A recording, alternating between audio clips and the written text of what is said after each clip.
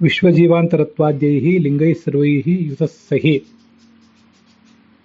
ಓಂ ವೈಶ್ವಾನರಃ ಸಾಧಾರಣ ಶಬ್ದ ವಿಶೇಷಾತ್. ಓಂ ವೈಶ್ವಾನರ ಇತ್ಯಾದಿ ಶಬ್ದಗಳಿಂದ ವಾಚ್ಯನಾದವನು ಭಗವಂತನೇ ಆಗಿದ್ದಾನೆ ಹೊರತು ಬೇರೆ ಯಾರೂ ಅಲ್ಲ ಅಂತ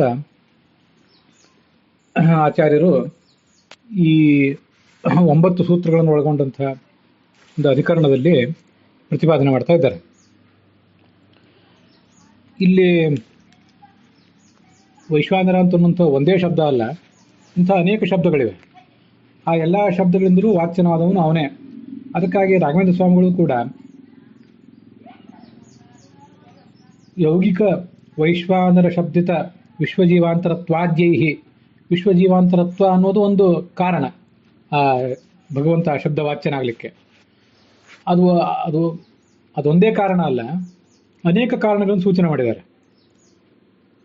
ಸಹ ವೈಶ್ವಾನರ ಅಜ್ಞಾದಿ ಶಬ್ದೈಹಿ, ಅನೇಕ ಶಬ್ದಗಳನ್ನು ಕೂಡ ಆತ ಸೂಚನೆ ಮಾಡಿದ್ದಾರೆ. ಮತ್ತೆ ಆ ಒಂದೊಂದು ಶಬ್ದದಿಂದ ಭಗವಂತ ವಾಚ್ಯನಾಗಲಿಕ್ಕೆ ಒಂದೊಂದು ನಿಮಿತ್ತವನ್ನು ಕೂಡ ತೋರಿಸಿದ್ದಾರೆ. ವೈಶ್ವಾನರ ಅಗ್ನಿ ಇತ್ಯಾದಿ ಶಬ್ದಗಳು ಮತ್ತೆ ಆ ಶಬ್ದಗಳಿಗೆ ನಿಮಿತ್ತಗಳಾದಂತಹ ವಿಶ್ವಜೀವಾಂತರತ್ವ ಮೊದಲಾದ ಲಿಂಗಗಳು, ಅದರಿಂದ ಪ್ರತಿಪಾದ್ಯ ಅಂತ ಅರ್ಥ. ಕುತಃ ಅದನ್ನು ಇಲ್ಲಿ ಈ 90ನೇ ಗದ್ಯ ಭಾಗದಲ್ಲಿ ರಾಘವೇಂದ್ರ ಸ್ವಾಮಿ ತತ್ವಮಂಜರಿಯಲ್ಲಿ ನಾವು ನೋಡ್ತೇವೆ.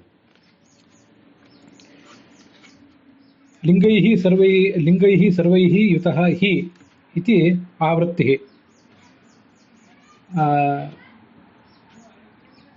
ಲಿಂಗೈಃ ಸರ್ವೈಃ ಯುತಃ ಸಹಿ ಅನ್ನೋದನ್ನು ಆವರ್ತನೆ ಮಾಡ್ಕೋಬೇಕು.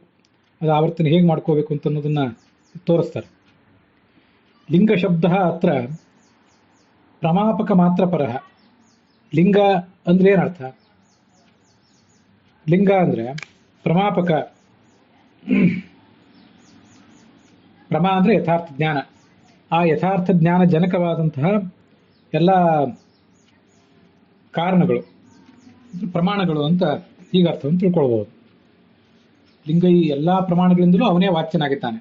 ಅದಕ್ಕಾಗಿ ಅನುವಾದ ಮಾಡುವವರು ಕೂಡ ಪ್ರಮಾಣಗಳು ಅಂತ ಅರ್ಥ ಇಟ್ಕೋಬೇಕು ಅಂತ ಅಲ್ಲಿ ಸೂಚನೆ ಕೊಟ್ಟಿದ್ದಾರೆ. ಆದ್ದರಿಂದ ಎಲ್ಲ ಪ್ರಮಾಣಗಳಿಂದಲೂ ಕೂಡ ಅವನೇ ವಾಚ್ಯನಾಗಿದ್ದಾನೆ ಅಂತ ತಾತ್ಪರ್ಯ.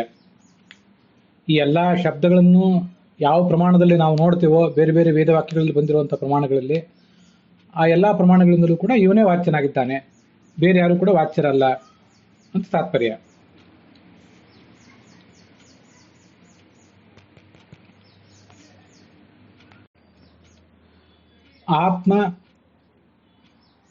ಆತ್ಮಶ್ರುತಿ ಪ್ರಕರಣ ಶ್ರುತಿ ಸ್ಮೃತಿ ಸಮಾಖ್ಯಾಭಿಃ ಯುತತ್ವಾತ್ ಇತ್ಯರ್ಥಃ. ಅದಕ್ಕೆ ಏನು ಅರ್ಥ ಆಗ್ತದೆ? ಈ 4 ಸಮಾಖ್ಯಗಳಿಂದ ಭಗವಂತನೇ ಯುಕ್ತನಾಗಿದ್ದಾನೆ ಅಂತ ಪ್ರತಿಪಾದನೆ ಮಾಡಿದಾಗ ಆಗ್ತದೆ. ಅದನ್ನೆಲ್ಲೀಗ ಹೇಳಿಕ್ಕೆ ಹೊರಟಿದ್ದಾರೆ. ಅದು ಏನೇನು ಹಾಗೆ ಅಂದರೆ, ಒಂದು ಆತ್ಮಶ್ರುತಿ.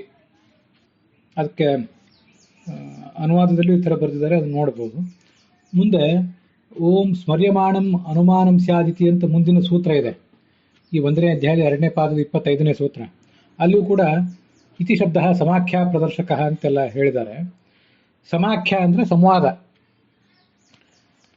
ನಾವೀಗ ಹೇಳ್ತಿರುವ ವಿಷಯ ಏನಿದೆ, ಭಗವಂತರೇ ಎಲ್ಲ ಶಬ್ದಗಳಿಂದಿರುವ ವಾಚ್ಯ ಅಂತ, ಅದಕ್ಕೆ ಸಮಾಖ್ಯಗಳು ಅಂದರೆ ಸಮಾನವಾದಂಥ ವಿಷಯವನ್ನು ಪ್ರತಿಪಾದನೆ ಮಾಡುವ ಬೇರೆ ಬೇರೆ ಮೂಲಗಳು, ಬೇರೆ ಬೇರೆ ಪ್ರಮಾಣಗಳು.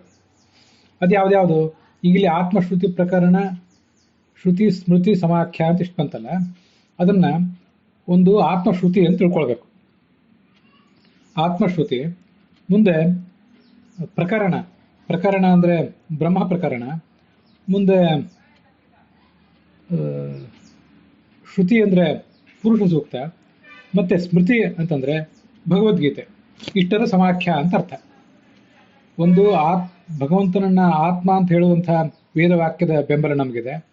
ಅವನನ್ನು ಬ್ರಹ್ಮಶಬ್ದದಿಂದ ಹೇಳುವಂಥ ವಾಕ್ಯದ ಬೆಂಬಲ ಇದೆ. ಪುರುಷ ಸೂಕ್ತದಿಂದ ಅವನನ್ನು ಪ್ರತಿಪಾದನೆ ಮಾಡುವ ಪುರುಷ ಸೂಕ್ತದ ಆ ಬೆಂಬಲ ಇದೆ.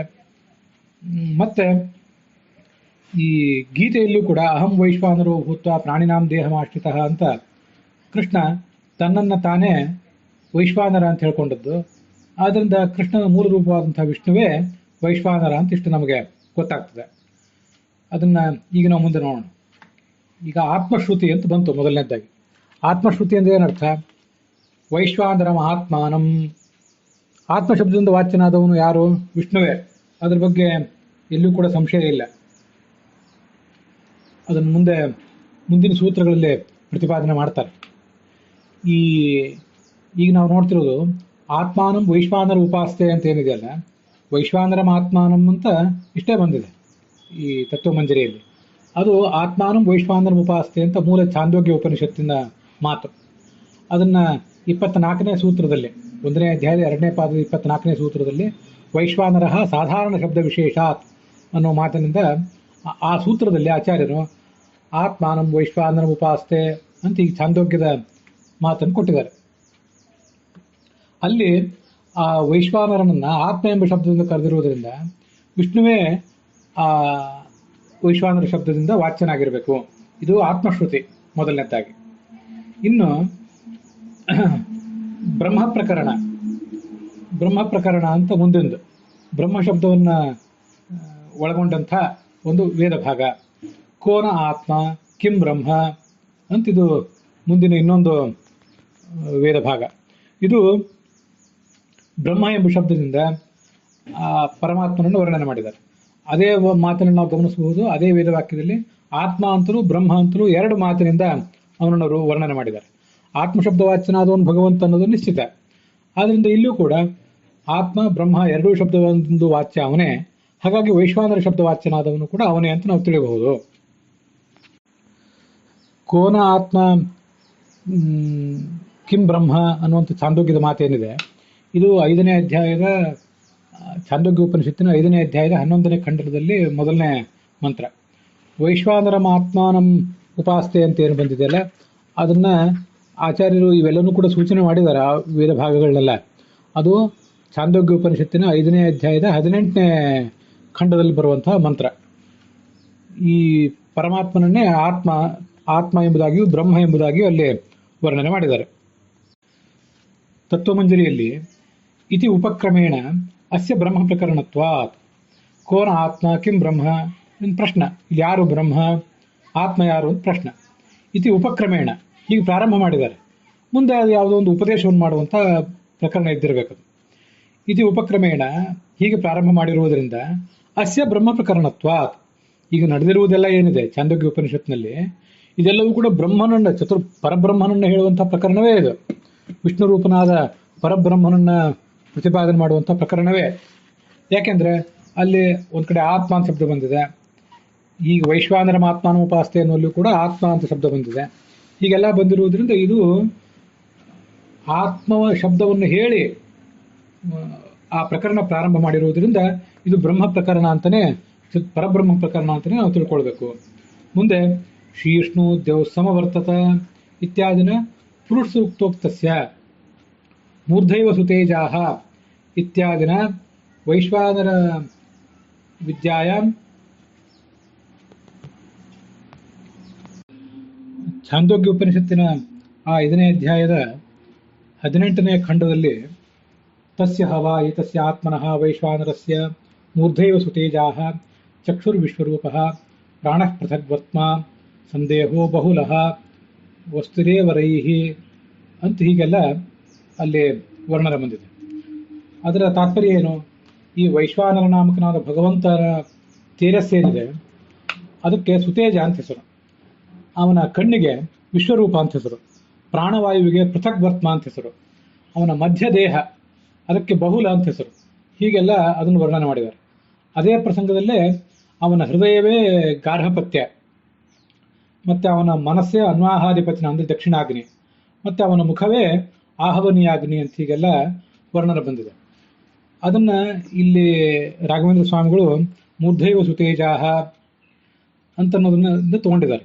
ಮೂರ್ಧೈವ ಸುತೇಜಾಹ ಅನ್ನುವ ಮಾತು ಬ್ರಹ್ಮಸೂತ್ರ ಭಾಷ್ಯದಲ್ಲಿ ಆಚಾರ್ಯರು 26ನೇ ಸೂತ್ರದಲ್ಲಿ ತಗೊಂಡಿದ್ದಾರೆ. ಬ್ರಹ್ಮಸೂತ್ರ ಭಾಷ್ಯಕ್ಕನುಸಾರವಾಗಿ ಇನ್ನೊಂದು ಬಾರಿ ಅದನ್ನು ನೋಡೋಣ. ಈಗಿಲ್ಲಿ ರಾಘವೇಂದ್ರ ಸ್ವಾಮಿ ಹೇಳಿದ್ದನ್ನು ನೋಡುವುದಾದ್ರೆ, ಶೀರ್ಷ್ಣು ದೇವ್ ಸಮವರ್ತತ ಇತ್ಯಾದಿನ ಪುರುಷ ಸೂಕ್ತೇನ ಉಕ್ತಸ್ಯ ಮೂರ್ಧೈವ ಸುತೇಜಾಹ ಇತ್ಯಾದಿನ ವೈಶ್ವಾನರ ವಿದ್ಯಾಯಾಂ ಆಮನಾನೇನ, ವಿದ್ಯಾಯಾಂ ವಿದ್ಯೆಯಲ್ಲಿ ಆಮನಾನೇನ ಹೇಳಿಕೆ ಸ್ಟೇಟ್ಮೆಂಟ್ ಇರುವುದರಿಂದ ಅಂತ ಹೀಗದಕ್ಕೆ ಅರ್ಥ. ಈ ಪುರುಷ ಸೂಕ್ತದಲ್ಲಿ ಆ ಭಗವಂತನ ವಿಶ್ವರೂಪವನ್ನು ವರ್ಣನೆ ಮಾಡಿದಲ್ಲ, ಶ್ರೀ ವಿಷ್ಣು ದೇವ ಸಮವರ್ತದ ಪದ್ಭ್ಯಾಂಭೂ ಮೃದ್ಯು ಷಷ್ಠೋತ್ತ ತಥಾ ಲೋಕಾಂಗ ಕಲ್ಪೆಯನ್ನು ಅಂತ. ಶೀರ್ಷ್ಣ ಭಗವಂತನ ಶಿರಸ್ಸಿನಿಂದ ಜೌಹು ಸ್ವರ್ಗಲೋಕವು ಹುಟ್ಟಿತು ಅಂತ ಹೀಗೆ ವರ್ಣನೆ ಇದೆ. ಸಮವರ್ತತ ಅಂದ್ರೆ ಹೊರಗೆ ಬಂದಿತ್ತು ಅಂತ. ಶೀರ್ಷ್ಣೋ ದೇವ್ ಸಮವರ್ತತ ಪದ್ಭ್ಯಾಂ ಭೂಮಿ, ಅವನ ಪಾದಗಳಿಂದ ಭೂಮಿ ಹುಟ್ಟಿತು. ದಿಶಃ ಶ್ರೋತ್ರಾತ್, ಭಗವಂತನ ಕಿವಿಯಿಂದ ದಿಗಭಿಮಾನಿ ದೇವತೆಗಳು ಹುಟ್ಟಿದರು ಅಂತ ಹೀಗೆಲ್ಲ ವರ್ಣನ ಇದೆ. ಅದನ್ನ ರಾಘವೇಂದ್ರ ಸ್ವಾಮಿಯಲ್ಲಿ ಹೇಳ್ತಿದ್ದಾರೆ, ಶೀರ್ಷ್ಣೋದ್ಯವ್ ಸಮವರ್ತತ ಇತ್ಯಾದಿನ ಈ ಪುರುಷ ಸೂಕ್ತದಿಂದ ಉಕ್ತಸ್ಯ ಹೇಳಲ್ಪಟ್ಟಂತಹ ವಿಷಯ ಏನಿದೆ ಅದನ್ನ ಚಾಂದೋಗ್ಯ ಉಪನಿಷತ್ನಲ್ಲಿ ಮೂರ್ಧೈವ ಸುತೇಜಾಹ ಅಂತ ವರ್ಣನೆ ಮಾಡಿದ್ದಾರೆ. ಆ ಭಗವಂತನ ತಲೆಗೆ ಸುತೇಜಸ್ ಎಂಬುದಾಗಿ ಹೆಸರು ಅಂತ ಈ ರೀತಿಯಾಗಿ ಅದರ ಅರ್ಥ.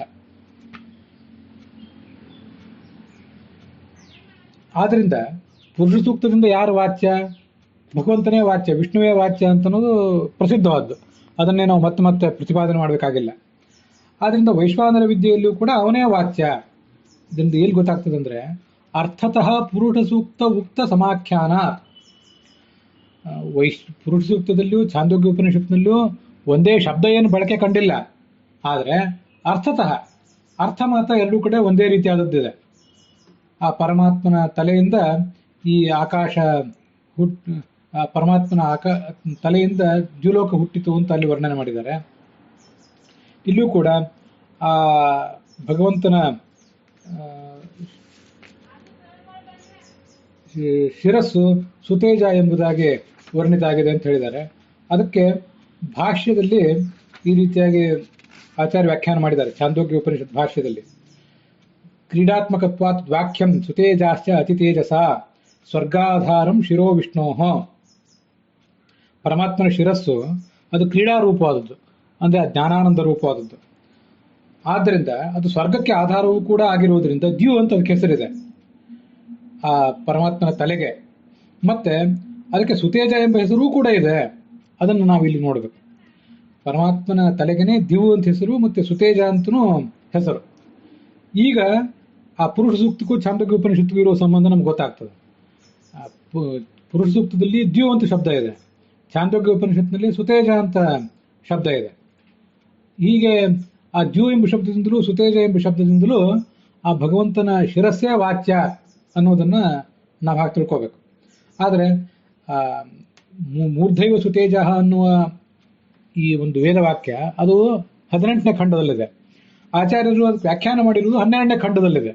ಹೀಗೆ ಆ ಭಾಷ್ಯ ಮತ್ತು ಉಪನಿಷತ್ತುಗಳ ಹೇಳಿಕೆಗಳು ಸ್ವಲ್ಪ ಸ್ವಲ್ಪ ಬೇರೆ ಬೇರೆ ಕಡೆ ಇವೆ ಛಾಂದೋಗ್ಯ ಉಪನಿಷತ್ನಲ್ಲಿ.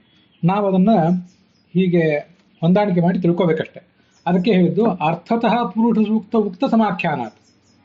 ಶಬ್ದದ ದೃಷ್ಟಿಯಿಂದ ಪುರುಷ ಸೂಕ್ತಕ್ಕೂ ಛಾಂದೋಗ್ಯ ಉಪನಿಷತ್ತಿಗೂ ಸಮಾನತೆ ಇಲ್ಲದೆ ಇರಬಹುದು, ಆದರೆ ಅರ್ಥದ ದೃಷ್ಟಿಯಿಂದ ಎರಡಕ್ಕೂ ಕೂಡ ಸಮಾನತೆ ಇದೆ. ಹೀಗೆ ಸಮಾಖ್ಯ ಅಂದರೆ ಸಮಾನ ವಿಷಯಕವಾದಂಥ ಮತ್ತೊಂದು ಪ್ರಮಾಣ ಅಂತ ಅದರ ಅರ್ಥ. ಮತ್ತೆ ಅಹಂ ವೈಶ್ವಾನರೋ ಭೂತ್ವ ಇತಿ ಗೀತಾ ಸಮಾಖ್ಯಾನಾಚ್ಚ ಇತಿ, ಇದಂತೂ ಪ್ರಸಿದ್ಧವೇ ಆಗಿದೆ. ಅಹಂ ವೈಶ್ವಾನರೋ ಭೂತ್ವ ಪ್ರಾಣಿನಾಂ ದೇಹಮಾಶ್ರಿತಃ, ನಾನು ವೈಶ್ವಾನರ ಎಂಬ ಶಬ್ದದಿಂದ ಎಲ್ಲ ಪ್ರಾಣಿಗಳ ದೇಹದಲ್ಲೂ ಕೂಡ ಇದ್ದೇನೆ. ಮತ್ತೆ ಈ 4 ವಿಧವಾದಂತಹ ಅನ್ನವನ್ನು ಪಚನ ಮಾಡ್ತೇನೆ ಅಂತ ಹೇಳಿದಾನೆ. ಇದನ್ನ ಓಂ ಸ್ಮರ್ಯಮಾಣಂ ಅನುಮಾನಂ ಸ್ಯಾದಿತಿ ಓಂ ಅಂತ ಈ 25ನೇ ಸೂತ್ರದಲ್ಲಿ, 1ನೇ ಅಧ್ಯಾಯದ 2ನೇ ಪಾದದ 25ನೇ ಸೂತ್ರದಲ್ಲಿ ಇತಿ ಸ್ಮರ್ಯಮಾಣಂ ಅಂದರೆ ಸ್ಮೃತಿ ಅಂದರೆ ಪೌರುಷೇಯವಾದಂಥ ಗ್ರಂಥ ಮಹಾಭಾರತ, ಅದರ ಭಾಗ ಭಗವದ್ಗೀತೆ. ಅತ್ರಾಪಿ ಸಯವ ಉಚ್ಯತೆ, ಭಗವದ್ಗೀತಾದಲ್ಲೂ ವಿಷ್ಣುವನ್ನೇ ಹೇಳಿದ್ದಾರೆ.